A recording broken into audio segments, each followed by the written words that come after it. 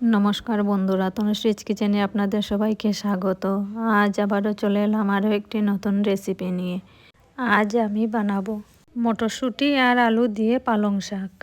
পালং শাক এভাবে রান্না করলে খেতে খুবই সুস্বাদু হয় বন্ধুরা।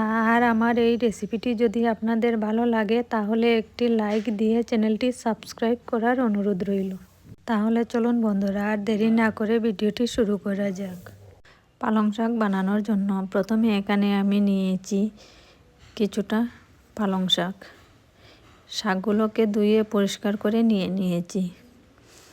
এবার এগুলোকে কেটে নেব। পালং শাকগুলোকে প্রথমে আমি মধ্যে টুকরো করে নেব, তারপর এভাবে বড় বড় টুকরো করে কেটে নেব। পালং শাক কাটতে খুব বেশি অসুবিধে হয় না, এভাবে বড় বড় টুকরো করে কেটে নিলেই হয়।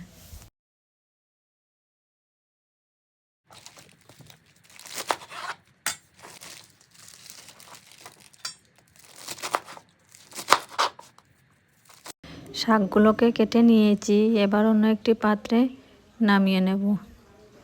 শাকগুলো নামানোর পর এখানে নিয়েছি দুটো আলু কষা ছাড়িয়ে। আলুগুলোকেও এবার ছোট ছোট করে কাটবো।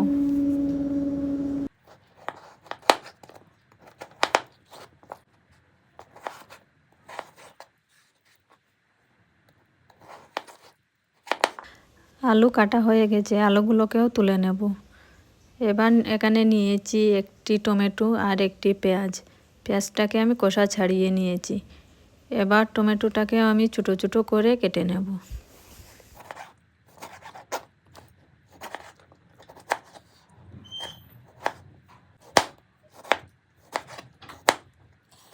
টমেটো কাটা হয়ে গেছে, এবার আমি পেঁয়াজটাকেও একদম ছোট ছোট করে কাটবো।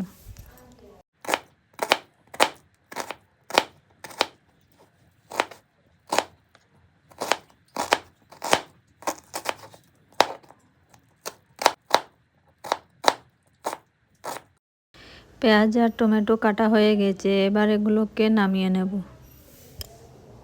পেঁয়াজ আর টমেটো নামানোর পর এদিকে আমি একটি মশলা বানাবো। তার জন্য এখানে নিয়েছি 2 চামচ মতো পোস্তগুলোকে বেটে নেব।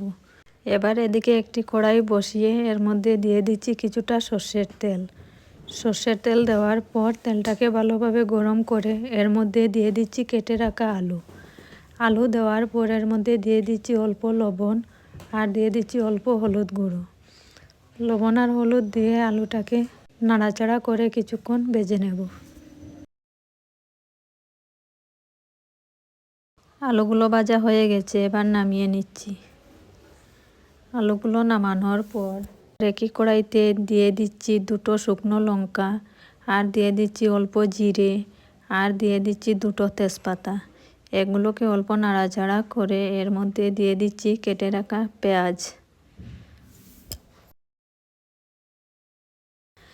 পেঁয়াজ দেওয়ার পর পেঁয়াজটাকে তেলের সাথে কিছুক্ষণ ভেজে নেব। পেঁয়াজগুলো ভাজা হয়ে গেছে, এবার এর মধ্যে দিয়ে দিচ্ছি কেটে রাখা টমেটো দেওয়ার পর আবারও কিছুক্ষণ নাড়াচাড়া করে নেব।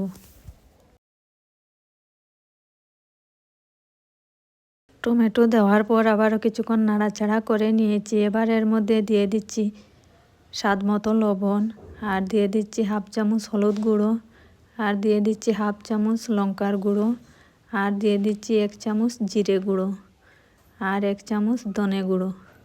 মশলাগুলো দেওয়ার পর অল্প নাড়াচাড়া করে এবার এর মধ্যে দিয়ে দিচ্ছি 2টো কাঁচা লঙ্কা আর দিয়ে দিচ্ছি বেটে রাখা আদা। এবার সব কিছু একসাথে খুব ভালোভাবে মিশিয়ে নেব। খুব ভালোভাবে মেশানো হয়ে গেছে, এবার এর মধ্যে দিয়ে দিচ্ছি অল্প জল দিয়ে মশলাটাকে ভালোভাবে কষিয়ে নেব। মশলাটাকে কিছুক্ষণ ভালোভাবে কষানোর পর এবার এর মধ্যে দিয়ে দিচ্ছি 1 বাটি মতো মটরশুঁটি দেওয়ার পর আবারও কিছুক্ষণ নাড়াচাড়া করে নেব। কিছুক্ষণ নাড়াচাড়া করার পর এর মধ্যে দিয়ে দিচ্ছি পোস্ত বাটা আর কালারের জন্য দিয়ে দিচ্ছি 1/2 চামচ মতো কাশ্মীরি লঙ্কার গুঁড়ো। এবার সব কিছু একসাথে ভালোভাবে মিশিয়ে নেব। সব কিছু একসাথে ভালোভাবে মিশিয়ে নিয়েছি। মশলাগুলো প্রায় কষানো হয়ে গেছে, এবার এর মধ্যে দিয়ে দিচ্ছি কেটে রাখা পালং শাক। পালং শাক দেওয়ার পর আবারও মিশিয়ে নেব। পালং শাক দেওয়ার পর আবারও মশলার সাথে ভালোভাবে মিশিয়ে নিয়েছি। শাক থেকে জল ছেড়ে দিয়েছে। এবার এর মধ্যে দিয়ে দিচ্ছি ভেজে রাখা আলু। আলু দেওয়ার পর আবারও মিশিয়ে নেব। আলু দেওয়ার পর আবারও একসাথে মিশিয়ে নিয়েছি। এবার একটি ঢাকা লাগিয়ে কিছুক্ষণ রেখে দেব। 10 মিনিট পর আবারও চলে এলাম। এবার ঢাকাটাকে সরিয়ে নাড়াচাড়া করে নেব। ঢাকাটা সরিয়ে এবার এর মধ্যে দিয়ে দিচ্ছি অল্প জল। জল দেওয়ার পর আবারও ভালোভাবে মিশিয়ে নেব। ভালোভাবে মিশিয়ে নিয়েছি। এবার এর মধ্যে দিয়ে দিচ্ছি হাফ চামচ মতো চিনি, আর দিয়ে দিচ্ছি অল্প গরম মশলার গুঁড়ো, আর দিয়ে দিচ্ছি 2 চামচ মতো ঘি। এবার সব কিছু একসাথে ভালোভাবে মিশিয়ে নেব। সব কিছু একসাথে ভালোভাবে মিশিয়ে নিয়েছি। দেখতেই পাচ্ছেন বন্ধুরা কতটা সুন্দর হয়েছে। আমার মটরশুঁটি আর আলু দিয়ে পালং শাক পুরো তৈরি হয়ে গেছে। দেখতেই পাচ্ছেন বন্ধুরা কতটা সুন্দর হয়েছে। এভাবে পালং শাক একবার করে রান্না করে খেয়ে দেখুন, খুবই ভালো লাগবে। আর আমার এই রেসিপিটি আপনাদের কেমন লেগেছে তা অবশ্যই কমেন্ট করে জানাবেন, আর ভিডিওটি শেয়ার করে দেবেন। তাহলে বন্ধুরা আজকের মতো ভিডিওটি এখানেই শেষ করছি। আবারও দেখা হচ্ছে আরও একটি নতুন ভিডিওতে নতুন রেসিপির সাথে।